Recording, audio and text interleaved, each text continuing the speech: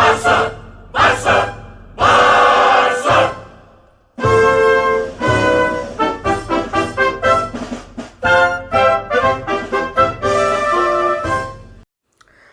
Guys and बहुत अच्छा match था बारसा वर्सेस यूवेंटस का।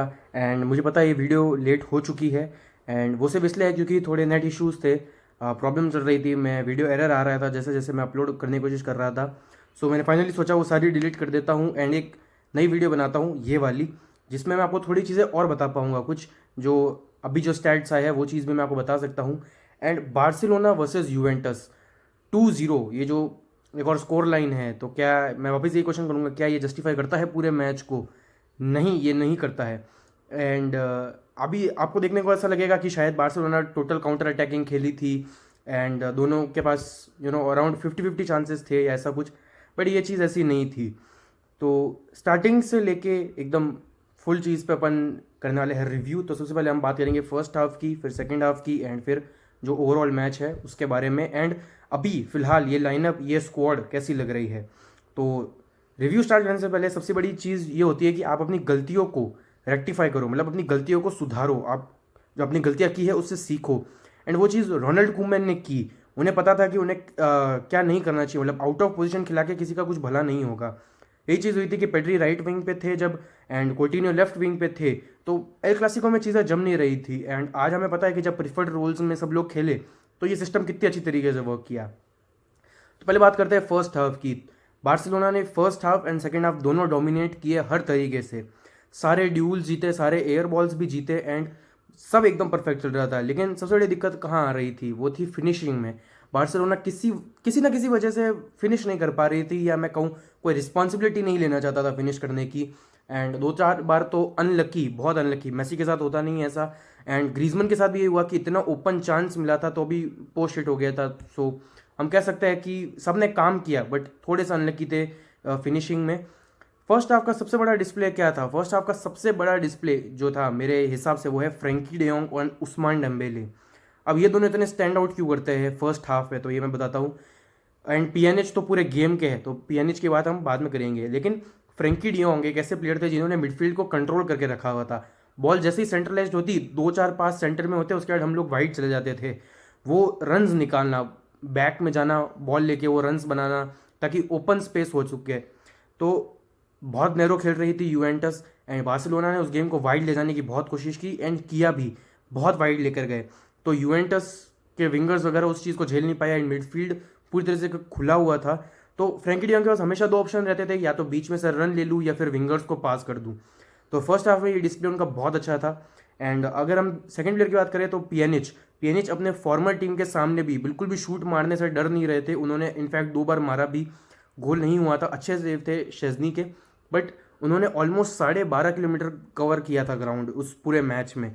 एंड उनका बॉल कंट्रोल, उनका जो कहते हैं ना रिफ्लेक्सेस, बहुत जल्दी बॉल को दूसरी तरफ ले जाना, ट्रांजिशन, प्रोग्रेसिव बॉल्स बनाना, ये चीज़ बहुत अच्छे से की पीएनएच और डियांग दोनों ने। अब हम बात करते हैं उस्मान डेम्बेले के बारे में। तो उस्मान डेम्बेले एंड पेड्री ये दोनों विंगर्स तो है, बट ये दोनों डिफेंसिवली सेम नहीं है, अटैकिंग वाइज दोनों बहुत अच्छे हैं। डेम्बेले के पास स्पीड है, उनके पास ड्रिबलिंग जो कहते हैं टैलेंट है वो है उनके पास। बट जब भी पीछे दिक्कत होती थी, जैसे कि जब भी यूवेंटस आगे आने की कोशिश करती थी, तो सर्जियो रोबर्टो या रोनाल्ड अराओ को बॉल मिलती थी एंड थोड़ा सा ड्रैग बैक करते थे, थोड़ा डीप आते थे, उस्मान डेम्बेले बॉल रिसीव करते थे, पास देते थे डियोंग या पियानिच को एंड वापस अपना रन बनाना शुरू करते थे आगे की तरफ।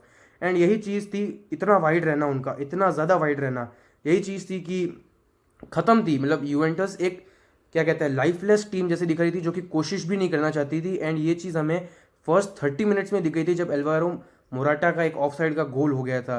तो मुझे लग रहा था डिबाला ने एक्सेप्ट कर लिया था कि आज नहीं होने वाला, आज हम कुछ नहीं कर सकते, आज ये मोराटा फिर से अपने पुराने वाले लाइन पे आ चुका है जो चेल्सी वगैरह में रहता था।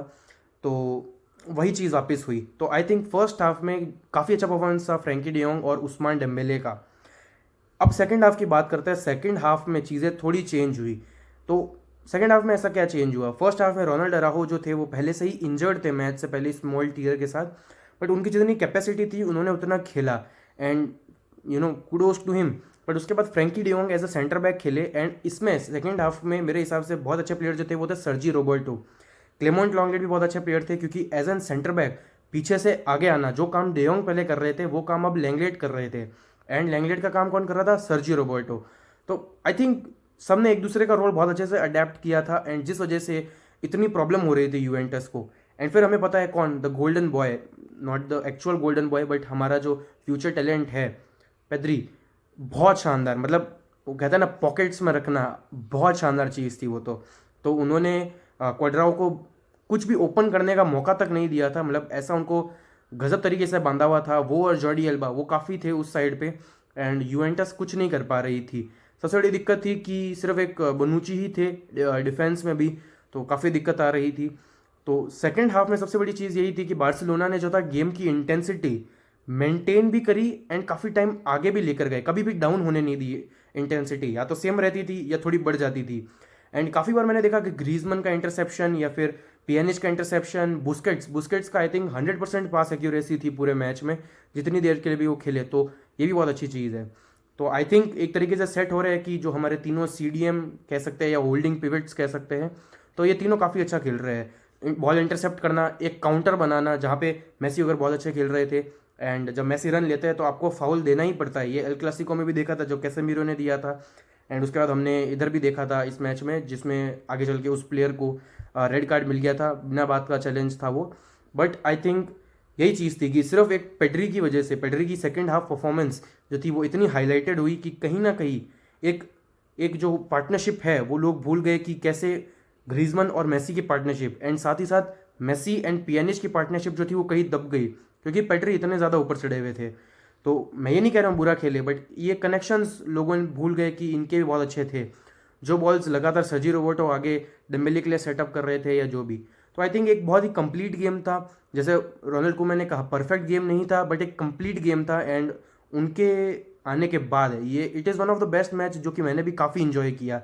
बारसा के यूजुअली मैच पिछले सीज़न बहुत बोरिंग रहते थे, मतलब बस साइडवेज पासिंग, होम में भी या अवे में भी साइडवेज पासिंग, कभी भी वो रिस्की मूव्स नहीं लेना, कुछ भी ड्रिबल नहीं करना, हमेशा सेफ पास खेलना, वो चीज़ नहीं थी। एंड सबको अपनी पोजीशंस पता थी, बहुत अच्छी बात है। अब हम बात करते हैं पूरे मैच के बारे में। तो पूरे मैच में जो है I think Lionel Messi was the best player, and हमको पता भी है क्योंकि एक गोल और एक असिस्ट, एंड वो असिस्ट आई थिंक बिना देखे उस्मान डेम्बेले, उनको पता था कि उस्मान डेम्बेले कहाँ है, एंड एग्जैक्ट पैर में बॉल फेंका था उन्होंने, एंड जो कि आगे चल के गोल हुआ था, जो कि लकी कह सकते हैं।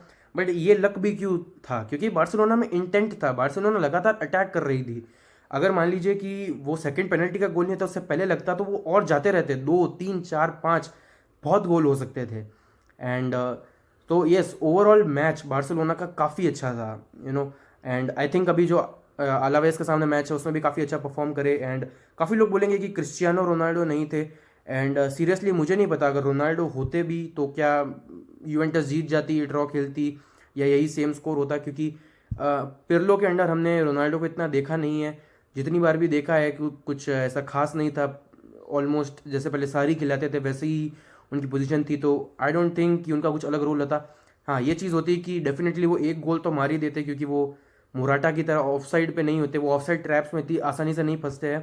तो एंड एरियल बॉल्स पे भी उनका बहुत अच्छा कमांड रहता है, तो वो हेडर मार के शायद लगा भी देते। बट नहीं था, रोनाल्डो तो नहीं था। अब दिसंबर में देखेंगे रोनाल्डो का। तो बाकी आगे बहुत सारे मैचेस है, एंड ये वीडियो काफ़ी डिले हो चुकी है, बट एक प्लेयर रेटिंग की जो है वीडियो भी आ रही है, जिसमें हर एक प्लेयर को रिव्यू किया जाएगा। एंड क्यों नहीं, इतना अच्छा मैच था, भले ही 2-0 स्कोर लाइन थी, इतना अच्छा मैच, इतना अच्छा कमबैक एल क्लासिको के बाद, मज़ा आ गया मतलब मैच देख के।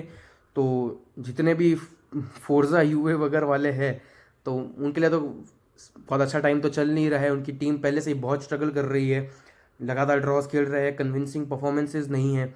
एंड ये एक्चुअली एक पूरा सिनेरियो है, ये हर एक रोनाल्डो, टिपिकल रोनाल्डो फैंस के साथ ये प्रॉब्लम है ना। मैड्रिड कुछ अच्छा परफॉर्मेंस दे रही है, लास्ट है वो अपने यूसीएल ग्रुप में। ला लीगा में ठीक है, वाटरेड वगैरह जो भी है वो बचा लेते हैं हर बार, बट कब तक बचेंगे, तो वो चीज़ है। तो चैंपियंस लीग में आके एक्सपोज हो ही रहे हैं कि शख्तर ने ऐसी ऐसी टीमें, एंड इवन इंटर मिलान वो भी काफ़ी हद तक हो रहा है। बट अभी तो बहुत अर्ली है कुछ भी कहना, बट आई थिंक जैसे जैसे स्क्वाड आगे बढ़ रही है, तो कुछ नेगेटिव्स ये है कि रिकी पुइज फिर से अलावेस के सामने स्क्वाड में नहीं है।